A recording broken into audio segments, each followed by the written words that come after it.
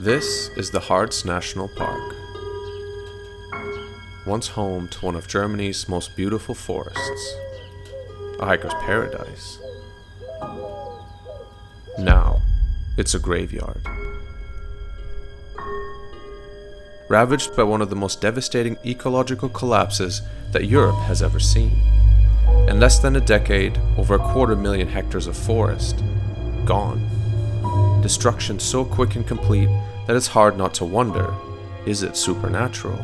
Could it be a curse from a time when witches were hunted down and executed? Too far-fetced? Maybe, if you don't buy into all that witchcraft stuff. But this place is obsessed with it. So tag along as we hike the Harzer Hexenstieg and uncover the real reason behind Germany's dying forests.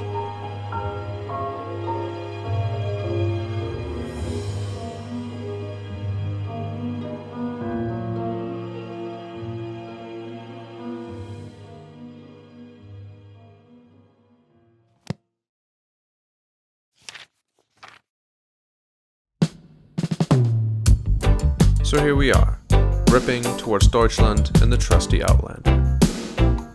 Final stop, the Harz National Park. We need a selfie moment for the young people. Located in an ancient mountain range that formed about 300 million years ago, and witnessed one of Europe's darkest chapters. But more on this later. Right now, we have somewhere rather special to be. After all, it's April 30th. The Night of the Witches. For most people, the name sends a chill down their spine. Not the Harz locals, though. Eager to make a good first impression, Mark had planned a little something for the occasion. I came all black, I brought my hat, and I get here and everyone's dressed the same as me. It's so fucking embarrassing.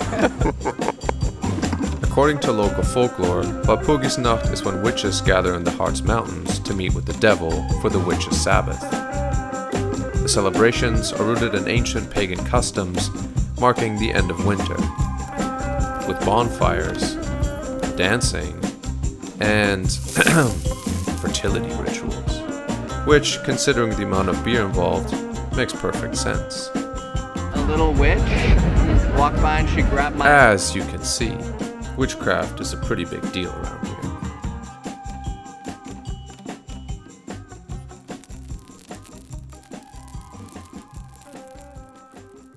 Also, there's a AC/DC cover band. AC/DC? AC/BC. AC/BC? Pretty good, can't lie.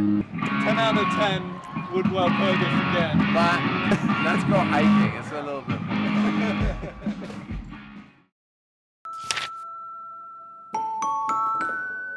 After a good night's slumber filled with sweet dreams of ginger witches, it was time to hit the trail. Except, we forgot how maps worked. Just a couple of boys who don't have a fucking clue where they're going.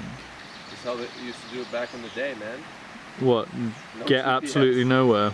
We've walked about 20 steps. So, desperate for some help with navigating these winding trails, we linked up with Andreas, the director of the Harz Tourism Board, and an expert on all things Witches Trail. Der Harzer Hexenstieg ist ja entstanden 2003. Da gab es eigentlich so in ganz Deutschland und Mitteleuropa so ein bisschen die Tendenz, so Fernwanderwege zu entwickeln.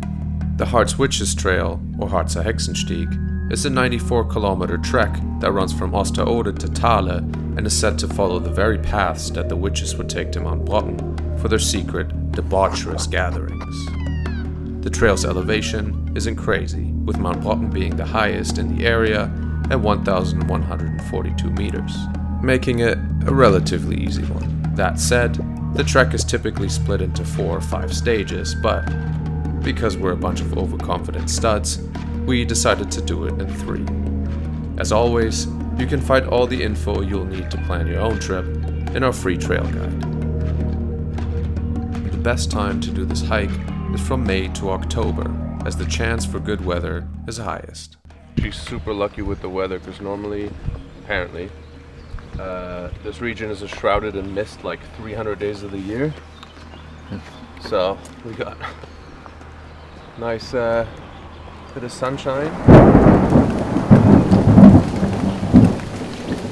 Da ist es wirklich so, dass man sagt, 300 Tage im Jahr gibt es Nebel auf dem Brocken. Also nicht den ganzen Tag, aber irgendwann am Tag ist Nebel. Dann kann man sich schon gut vorstellen, dass wenn man hier durch den nebeligen Wald stapft, dass dann schon man sich vorstellen kann, dass irgendwo hinter der nächsten Ecke auch durchaus irgendwas Magisches, Mystisches erscheint. Andreas is right. Some days, the weather here could have you seeing your own shadow as a monster. This phenomenon even has a name, the Brocken Spectre. No wonder that 400 years ago, the locals thought that these mountains were full of freaky shit. Brocken's supernatural reputation dates back to the Middle Ages, rumored to be the home of spirits and demons. By the 16th century, as religious tensions and social unrest grew, these superstitions were weaponized to create fear and anger. Across Germany, thousands of people, you guessed it, mostly women, were accused of witchcraft. Forced to confess under insane forms of torture, they admitted to flying to Mount Brocken on broomsticks, summoning plagues, and feasting with demons. However impossible, these confessions were used as proof for their pact with the devil. The mass executions that followed would make Germany the deadliest player in the European witch hunts. Some would say that by murdering thousands of witches, you're simply asking to get hexed. And whether you believe the rumors or not, it's hard to deny the eerie optics that the Harz region has been going through. Alright, as you hike through here, you'll definitely notice all these dead trees. It's pretty dystopian almost. Seeing the level of devastation here will play tricks on your mind. It'll make you think that it's always been this way. But that's not the case. Wenn du dir Wanderführer oder Beschreibungen vom Hexensteg anguckst, heißt es immer tiefe, dunkle Fichtenwälder, durch die man geht. Dann gibt es nicht mehr. Hat das so, ich würde so sagen, 2017, 2018 ist das richtig bewusst geworden.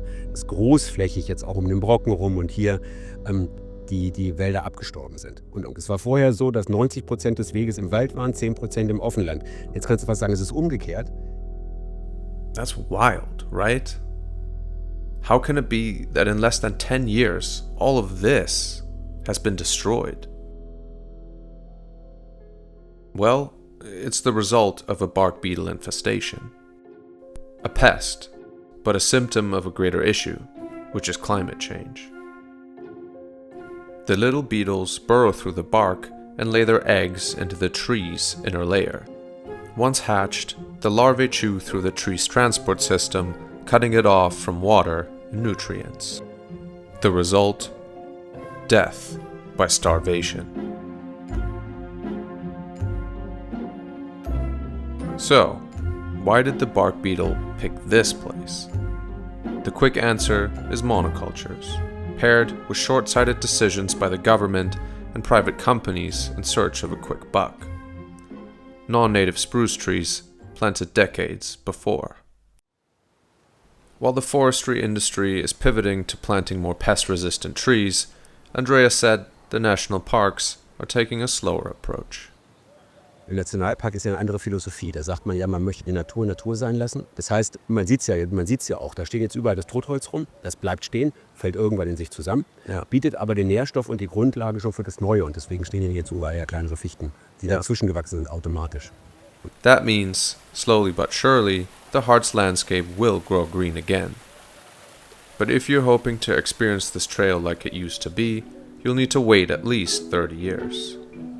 Good things take time, which is the perfect segue to our gear guide, because that's also the philosophy of All Packs, an Amsterdam-based bag brand founded by this guy, Mark van Driel. Like us, he loves to hike, so we linked up for a chat to learn more about his story. And I live in a very crowded city, and the feeling of being overstimulated is always quite close. I like moving fast in the mountains, climbing fast. I like hiking long days, and when you want to hike far distances, you need lightweight gear. That's how I started being fascinated by high-performance fabrics. Mark produces a pretty diverse range of bags designed for hiking, climbing, and everyday life.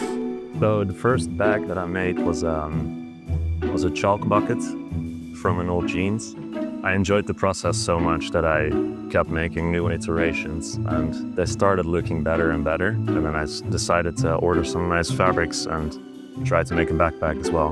And that turned out really well. He's not lying. The bag he made for us is this one, the Allpax 9. We loved it. And the best thing is, it only weighs 375 grams. So, if you believe in supporting small brands who pour their heart and soul into the products they make, then we have a little something for you in the description below. Alright, let's get back to it. When we first saw the scale of the Harz's graveyards of trees, it was hard to imagine how the region's forest could ever bounce back from this. But like Andreas said, Mother Nature is doing her thing. And it's up to us hikers to support her in the process. Pack in den Rucksack alles ein und trag den Abfall wieder heim. This word. Gipfelzieher, I don't even know what that is. Do you know what Gipfelzieher means? What about this? Sorry. Leave no trace. That's like the most long-winded German way, beautifully written, of course, about picking up your shit and taking it home. So, Okay, don't leave nice. trash in the environment. But what does Gleba penis mean? Very valid. Without picture-perfect landscapes, most trails would quickly lose their appeal. Luckily, the Witch's Trail is different. It tells a unique story, artfully blending local history and folklore as it guides you through forests, sleepy towns, and along trout-filled rivers, which even supplied us with a tasty treat. As we reflected on our time here, it became clear why people are still drawn to this place. It's unique, eerily beautiful, in a dystopian kind of way. And it has a story to tell. On the surface, it's about death, but if you have the curiosity to dig a little deeper, you discover something pretty remarkable. How the locals here have managed to take their darkest chapter and turn it into a tradition that brings people together, not to watch witches burn, but to dress up like them, blast some AC/BC, and sing some cold ones. Look, it's undeniable. What happened is devastating. A climate crisis, here, now, on our doorstep. But while dealing with the loss of the beautiful forests, locals are grasping the silver lining. An opportunity to reweld their home with a lush forest that's more diverse and resilient, so that one day we can hike these shady trails once more. At the start of this trip, the only guarantee was big noses and witches' hats, but we found so much more than that. I guess that's why this place is so magical. Now look, if you're after a more traditional and picturesque mountain hike, then this isn't it. But it is a chance to immerse yourself in a truly epic ecological comeback story. And while different, there's still plenty of reminders of what this trail was and what its future can look like. Perfect for a spontaneous long weekend adventure that's accessible for everyone. So, if all that stands between you and witnessing one of nature's most dramatic transformations is a bit of a drive and some shocking car karaoke, then we'd say, buckle up, because there's a once-in-a-lifetime landscape waiting for you in the heartland of Germany. Auf Wiedersehen, homies, and happy hiking.